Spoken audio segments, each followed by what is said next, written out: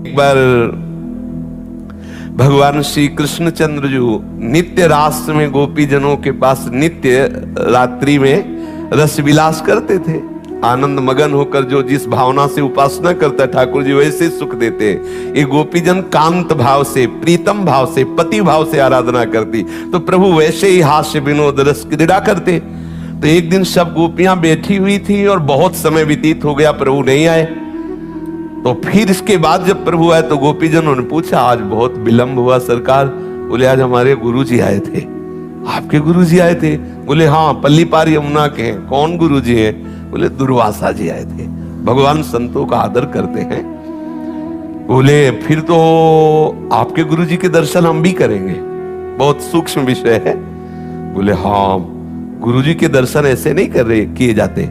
अगर गुरुजनों के पास जाया जाए तो शास्त्र में भी आता है, भले वो आप दूब लेके जाइए, दूब अंकुर, कोई पत्र, कोई फल, कोई पुष्प, लेकिन खाली हाथ गुरुदेव के चरणों के समीप ना जाए, ऐसा शास्त्र आज्ञा करता है। गोपीजनों ने कहा, हम पत्र पुष्प फल क्यों ले जाएंगे, हम तो बढ़िया ले जाएंगे, गुलाब जामुन, पुआ, खीर, पूड़ी, अभी हम सब मिलकर तैयार किए। अब वहां एक दो तो थी नहीं, यूथ की यूथ, मतलब अगर पुआ पूड़ी का एक जगह स्टॉक किया जाए तो छोटे मोटे गिरिराज जी, क्योंकि संपूर्ण ब्रजवासिनी, और गुरु जी आए हैं प्रीतम के, तो खूब सब जब चली तो उनका प्रीतम, एक बात बताओ, यमुना जी बढ़ी हुई है और रात्रि का समय नाविक मिलना तो मुश्किल, और नाविक भी मिलेगा तो सुबह तक पार हो पाएंगे, क्योंकि एक दो तो है नहीं। तो उनका यमुना जी से कहना, यदि श्री कृष्ण अखंड बाल ब्रह्मचारी हैं तो मार्ग दे दो। हंसी, क्योंकि सबको पता है कि कैसे हास्य विनोद करते, कैसे अटखेलिया करते। गई यमुना जी से कहा कि यदि मेरे प्रीतम श्री कृष्ण अखंड बाल ब्रह्मचारी तो मार्ग दे दो। यमुना जी हट गई, पूरा थल की तरह जल एकदम हटकर सूख गया और निकल गए। आश्चर्य हुआ कि भगवान कैसी बात कर रहे हैं।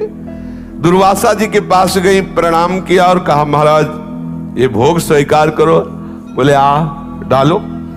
अब वो मुंह बगाड़ दिए, सब डालते, सब इतना किनका भी नहीं बचाओ, सब पहाड़ के पहाड़ और सब भागे।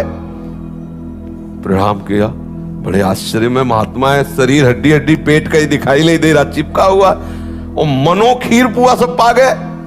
बोले, महाराज यमुना जी बाढ़ी हुई, लौट के जाने। बोले, आई कैसे थी? बोले, प्रभु ने कहा था कि अगर हम अखंड बाल ब्रह्मचारी हैं तो मार्ग दे दो। तो बोले, जाओ यमुना जी से कह दो कि दुर्वासा ने यदि दूब के अंकुर के सिवा अपनी जबान में कभी कुछ रखा ना हो तो मार्ग दे दो। गोपिका हंस पड़ी, बोले, मान गए गुरु चेला दोनों झूठे।